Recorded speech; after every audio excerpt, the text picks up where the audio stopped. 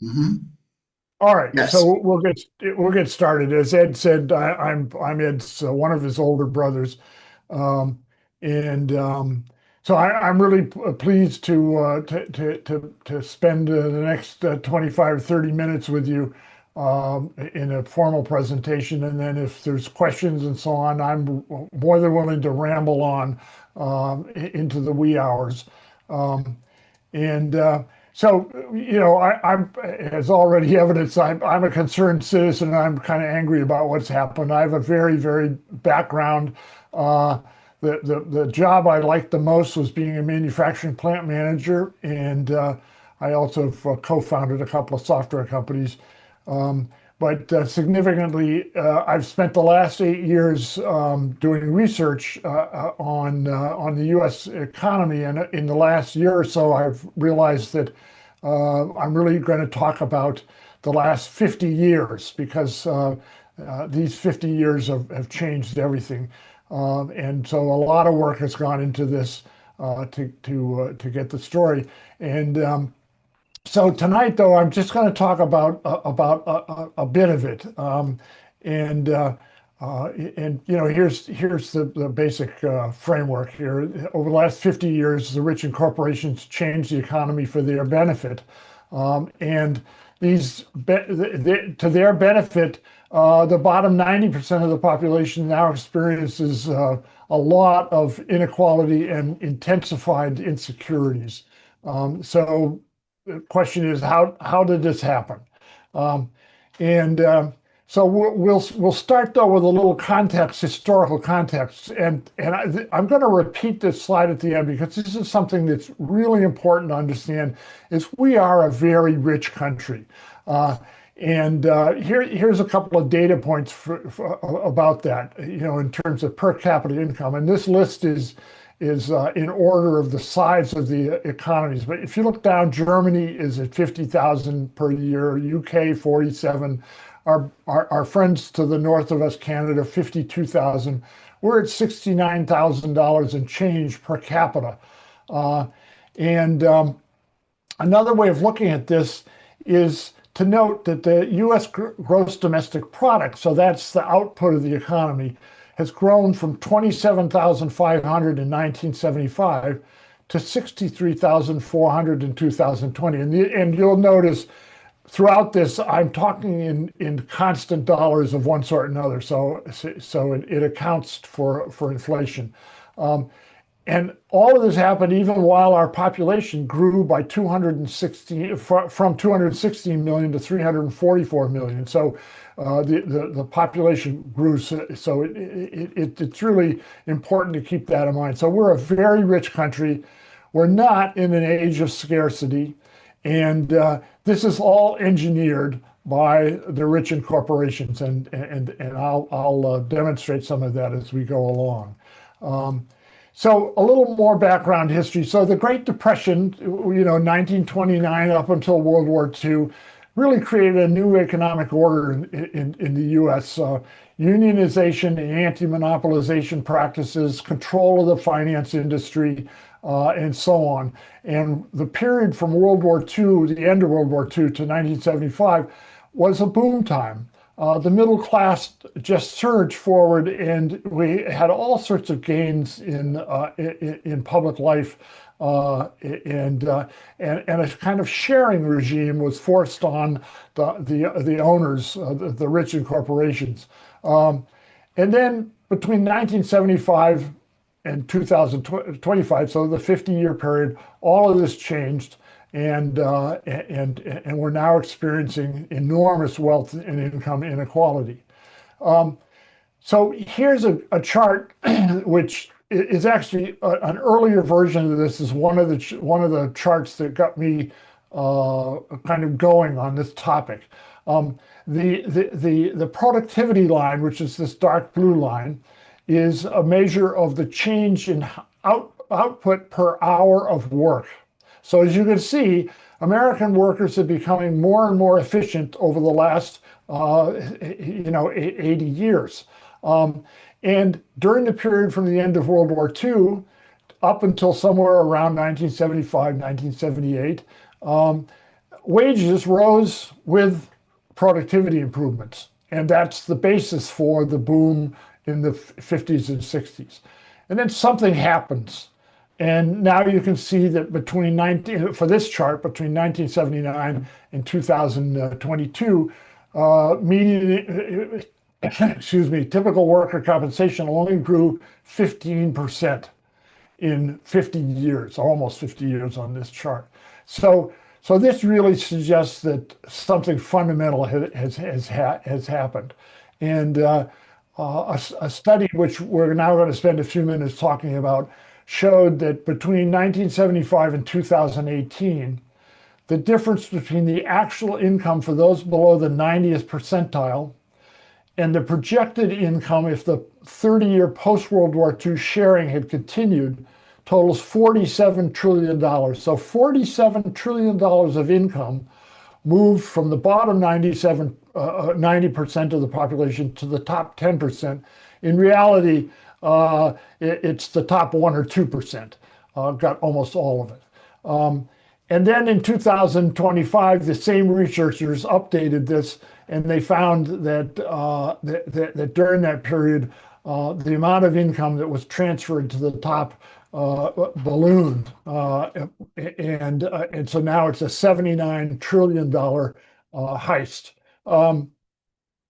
So the same researchers, and these are from the RAND Corporation, and some of us on the meeting will be familiar with the RAND Corporation from the Vietnam War era, when the RAND Corporation was hired by the Defense Department to write a history of American involvement in Vietnam, and it famously became known as the Pentagon Papers. So the RAND Corporation is not a left-wing think tank. They're definitely predominantly work for the Defense Department and the other security agencies.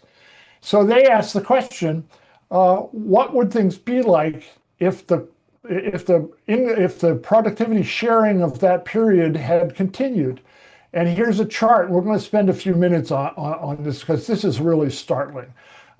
So here we have sectors of the population, the 25th percentile and so on. And then it's the years from 75 to 2018, because that's what this study covered, and the real income during those periods. So let's look a little bit more at we're going to look at the median. So that's the 50th percentile. So in 1975, a median prime age worker earned $42,000 a year. It grew in 2018 to $55,000. So that was a 16% increase over that period, 43 years. If the productivity sharing gains had continued, they would have earned $92,000 per year, an 84% increase. So this is really at the heart. And then if you look down here at the bottom, the top 1%, you can see that they did quite well. Their income grew to $1,384,000, 321% increase over that same period of time.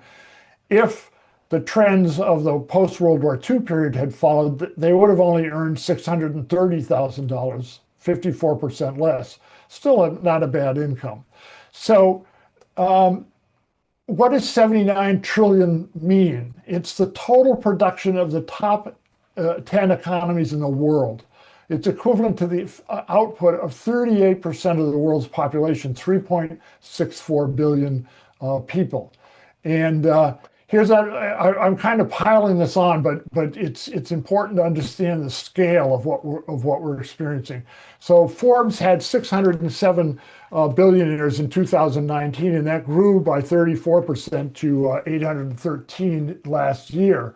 But here's the interesting, that's staggering, but here's the more stunning thing is that in 2019, the billionaires held 3.1 trillion in net wealth, but it ballooned by 117% to 6.7 trillion at the end of 2024. So the growth in the number was quite amazing, but the growth in the net wealth was completely staggering. And here's by contrast, the total wealth of the bottom 50% of the US population is 3.6 trillion. And note, 11%, the bottom 11% have zero or negative net worth. So, I was staggered by all of this, but then I found this, another view of this same thing. So this is from American Compass, which is a self-described home of conservative economics. It's a very interesting organization. So they developed something called the 2020, well, it's the 2023 edition, but the Cost of Thriving Index. So this is a market basket approach. Instead of looking at dollars, they assembled a list of the kinds of things that a middle-class family of four would need: food, housing, healthcare, transportation, and higher education. And they asked, how many weeks out of a year would a worker have to work to earn enough to cover those expenses? And here's what they found. In 1985, the cost of thriving was 40 weeks. So it took 40 weeks to earn the $17,586 that covered all of those costs: food, housing, healthcare, and so on. In 2022, the cost of thriving was 62 weeks, so 10 weeks longer than a year. And this really explains why single family earners in the middle and working class are, practically speaking, non-existent. This is kind of building the lily here. And all of this has produced intensified and expanded insecurities in day-to-day life. And I'm just going to touch on some of these because otherwise we'll be here much longer than anybody wants to. But work, full-time permanent employment is almost gone. Jobs with healthcare, retirement, vacation benefits have substantially disappeared. And here's another example. Starter homes in the suburbs in the 60s cost 2 times a family's annual income. Today, it's over 7 times. And this explains in a real way why younger people in particular, people in their 20s and 30s, are having an extremely difficult time buying a house. More than 50% of renters pay more than 30% of their income for rent. So 30% is the kind of standard measure of acceptable share of income spent on rent. So you can see a huge portion of renters pay much more, and 22% pay more than 50% of their rent. And landlords, by the way, are filing for evictions in enormous numbers every year. And when it comes to education, this is a mind-boggling slide because this shows you that average college costs have risen just astronomically since 1980, while average earnings, have barely moved up at all. And then in terms of retirement, 47% of men and 50% of women have no personal retirement savings at all. So if they're on Social Security, that's all they're going to have. And then the number of hours that we work in this country is crazy. As you can see, in the US, the average is 1,791 hours of work. And that's compared to these other developed countries. So we're on average we work 27% more hours than our developed country compatriots. So this is just a tiny touch of the insecurities that people live with day to day. And this one always startles me. So the Federal Reserve in St. Louis does a study every year of family financial security. And one of the findings, and this is very consistent, is that more than a fourth of adults are unable to pay their monthly bills, or are just $400 away from being unable to pay them. So that is another demonstration of the financial fragility. And this is a little political side. This thing about affordability, that's a red herring. It's all about income and wealth. Affordability is the wrong end of the horse to be looking at. Um, so what caused the heist? Well, I've already suggested that the rich and corporations and in conjunction with conservative politicians of both parties. So this is something that started with the Republicans, but by the time you get to Bill Clinton, you've got the new Democrats, and they're speaking exactly the same language as the Republicans when it comes to the economy. So they made changes in laws and regulations, and I'll review a few of these. And this created an environment in which there were some really key structural changes: globalization, collapse of unions, growth of the finance sector, monopolization, and something that you may not be aware of, but something called by economists financialization of corporations in the real economy. So we're just going to talk about a couple of these tonight because, as I said, otherwise we'll be here forever. So how did this happen? Well, it's the most successful social movement of the last 50 years. A top-down movement by the rich and corporations. So this is class warfare in reverse. And here's a quick history of it. So in the 70s, the rich and corporations joined hands with American conservative politicians. They took, those of us who remember the 70s, there was stagflation, there was an oil crisis, there was a lot of problems in the world's economy.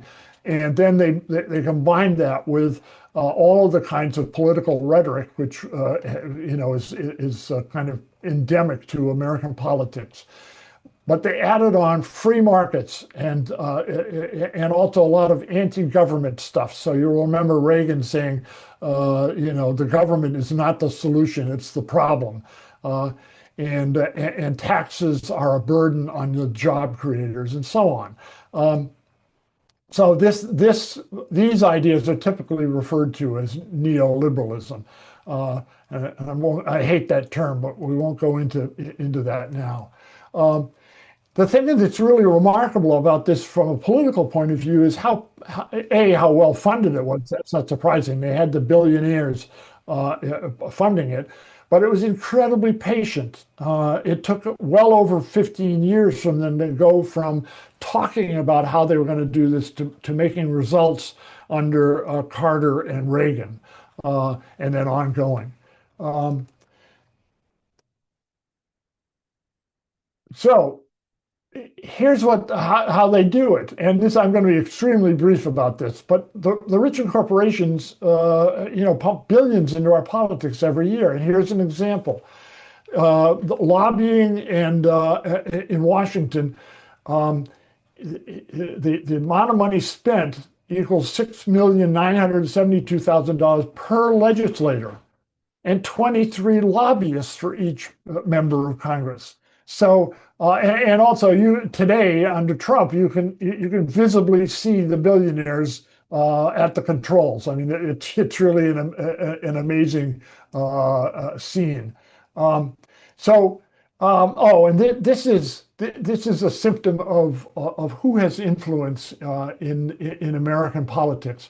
So there was a study done by a group of political scientists at Princeton University in 2014, and this was part of their findings.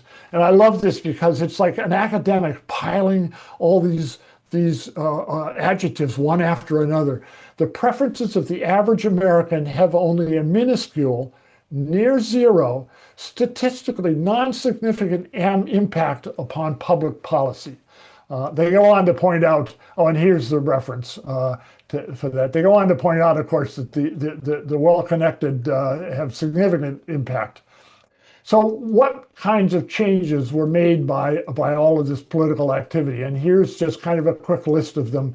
There's nothing really surprising here, but deregulation. So that starts particularly under Carter and then dramatically under Reagan and is continued. Weakened enforcement of antitrust regulations. I'll touch on that again later. Tax cuts, welfare cuts, global trade and finance liberalization. That's part of the neoliberal, ideas. Weakening of labor laws and union influence and tax subsidies. So What I'm going to do now is, oh, I saw this on the side of a car in my old hometown in upstate New York. Every billionaire is a policy failure, which I thoroughly agree with. If you think about what $1 billion is, that's 1,000 million. 1,000 million. Where do we get off having a society with billionaires? That's, there's, but from the billionaire's point of view, it's a policy success from the point of view of this class warfare that they've conducted. Okay, so we've talked a little bit about the coalition of rich and corporations and the politicians and changes in regulations, and the fact that they created these structural changes. As I mentioned, I'm not going to go into the first three, but I'm going to talk briefly about monopolization and also then about financialization. And then I'll make some concluding remarks about that. So the first thing about monopolization is it's also known as market concentration. That's actually a better term, but in the popular rhetoric, it's referred to as monopolization. It's not a market controlled by one firm. It's a market that's controlled where in varying degrees a small number of firms control things. Now, as we go through the examples, you're going to see you should concentrate on the greater than 60%. So four firms controlling greater than 60% of a market. And So this is a little bit back to some history, because in fact, antitrust has a very deep history. Oh, antitrust is the 1890s, 1900s, and so on word for a monopoly, a trust.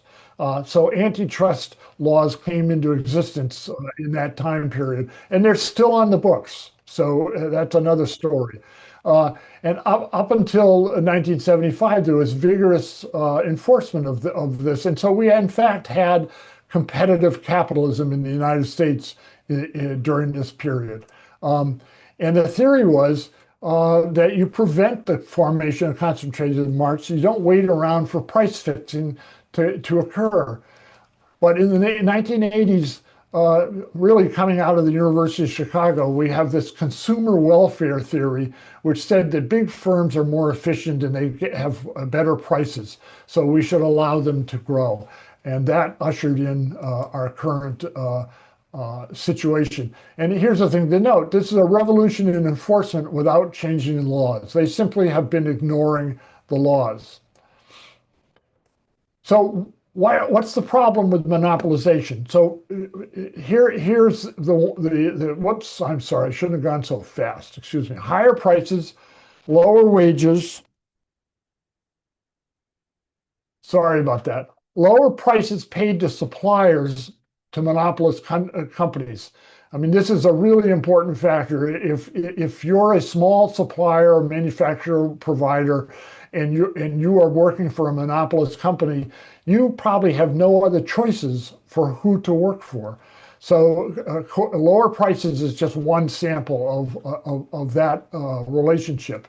And here's an example that in 1980, 31 cents of every dollar you spend went to farmers. By 2020, the share dropped significantly to 14 cents, so less than half. All of this leads to less choice for both consumers and suppliers and less innovation. There's one thing that can be said about a monopolist company is that it buys up and crushes small innovating companies. So these are the reasons that monopolization is a problem. And this is just by the by. Zephyr Teachout wrote this book, and it has a great chapter on chickens. She calls it chickenization, and it displays all five of these problems within the chicken industry in the United States. It's a great little book. So here's some examples of monopolized markets.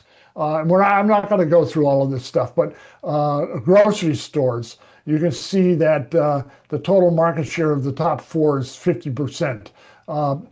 Baby formula, 89%. Cell phone manufacturing, 64%. Um, oh, beer. This is one of my favorites. Anheuser-Busch, Miller Coors, and Consolidated 75% of all beers. Um, and here's a couple more examples. So this is very fine-tuned. So these are in your grocery store. So when you're looking at mayonnaise, three companies control 83% of that market. Canned tomatoes, that one amazed me. Four companies control 58%. Um, and yeah, this is just to remind you that greater than 60% control is highly concentrated. Um, and here's one of my favorite examples. When we go into the supermarket and you go to the toothpaste aisle, you look at all those different brands and stuff, and you say, wow, look at all that stuff. Well, the fact of the matter is that three brands control 89% of that market. So the message here is that monopolization is oh, I forgot about this. Anheuser-Busch has 500 different beer brands around the world. So that's a touch on monopolization. It's a very, very important factor in our economy. So I'm going to talk a little bit about financialization, and this is the concept is probably new to you, and so I'll go into a little bit more depth about this. So and now I have to say, I'm part of traditional management. I was a manager in a Fortune 500 company in the 1980s. That was where I ran a manufacturing plant, and I had a lot of other jobs. But back then, we thought that if you spent a lot of time developing good products and services, and you paid attention to your customers, and you developed and retained a productive workforce, if you did those things, better sales would come and profits would come. And that worked. It worked very, very well. But that didn't last because beginning in about 1970, and I don't, Milton Friedman was around, he was a very prominent conservative economist out of the University of Chicago. He published this op-ed piece in the New York Times. The social responsibility of business is to increase its profits. And he meant that literally. They had no other responsibility. So this led to what's now called shareholder value theory. And that simply says that capitalism stops being about the production of goods and services and centrally becomes about the extraction of the most money in the briefest time possible.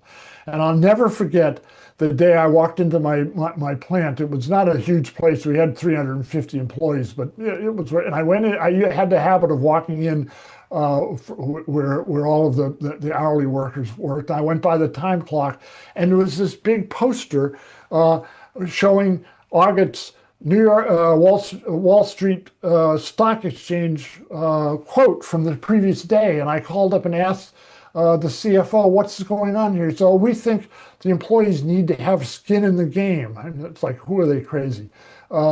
Another term that's really more appropriate to financialization is money manager capitalism, because that's really what it has become. And yeah, I've already noted that. So how did they do this? Well, the biggest factor was management compensation. So instead of having a big salary, you had a big salary and you had stock options and stock grants, which were driven by meeting quarterly and annual financial goals. And literally, I remember our CEO chewing me out because he had guaranteed that next quarter's profit number was going to be X. And because my plant was one of the more profitable ones in the whole organization, and I outperformed and didn't tell him. And so he had to report higher than the numbers, but he was pissed off because he was surprised. That's another story. Oh, so what happened here? The ratio of CEO pay to average worker pay was 25-1, in that range in the 50s and 60s. And today it is over 350-1. That's kind of, if you can remember that, that is kind of all you need to know about part of the reason we're in the trouble we are now. And all of this aligns managers' personal goals with the corporate goal of money maximization. Um, so here's another factor is something called stock buybacks. So a stock buybacks is when a company uses its own money to repurchase its shares on the market. And this reduction in the number of shares increases the price of the remaining shares. So it's a method of the company increasing the value to their shareholders. Oh, and keep in mind, when we're talking about stocks and bonds, over 90% of all stocks and bonds are owned by people in the top 10% of the demographics. People below 90% don't own much in the way of stocks. But about stock buybacks, before 1982, stock buybacks were banned because regulators saw them as price manipulation, which of course, that's it. That's why they did it. So this was under Reagan, and this is a case where they legalized something by just regulation. No law was ever changed here. So stock buybacks are a staggeringly large thing. Apple Computers spent $604 billion of its own profits to buy back stock over the last 10 years. And here's a chart just to show you what happened since 2009. And you can see that $7.4 trillion of corporate profits were spent on buying back stock. And just for context, the U.S. gross domestic product was 27.7 trillion in 2023. So $7.4 trillion is a lot of money. And one other example of financialization is pharmaceutical companies. And here's the language that most people think about pharmaceutical companies, that, gee, they really need these high drug prices because it's so expensive to pay for drug development. That's the story. But the truth is, pharmaceutical companies need high drug prices to pay for management compensation and stockholder buybacks. And here's just a little data to support that. In 2023, the 16 largest pharmaceutical companies had sales of 684 billion. They spent 106 billion on dividends and stock buybacks, compared to 156 billion on research and development. And they also spent 172 billion on marketing and 118 million on lobbying. So that's enough about that. I just wanted to touch on two of those. But let me close with some thoughts about what can be done. And the first thing that we need to be is that, we're talking about correcting 50 years of change in the economy. This is not a simple task. One thing, there's two sort of possibilities there. One is to kind of capture the Democratic Party and return it to being a party that represented middle class and working class people in an authentic way, because they are not today. Or start a new party. And that's, of course, a daunting thing. But part of this has to also be to change the way our political system works, because the rich and corporations put tens of billions of dollars a year into controlling our government, and that needs to end. We need to democratize the economy, and that really means unions. That's a central notion, and also to end financialization, so that people start to work on production of products and services, and directly address income and wealth, and also strengthen social policies. One of the things that the whole 50 years of small government is, and just a continuing, drumbeats of, government is inefficient, government can't do anything well, government is a wasteful, and government will crush individual opportunity, and so on. We need to work on reversing that.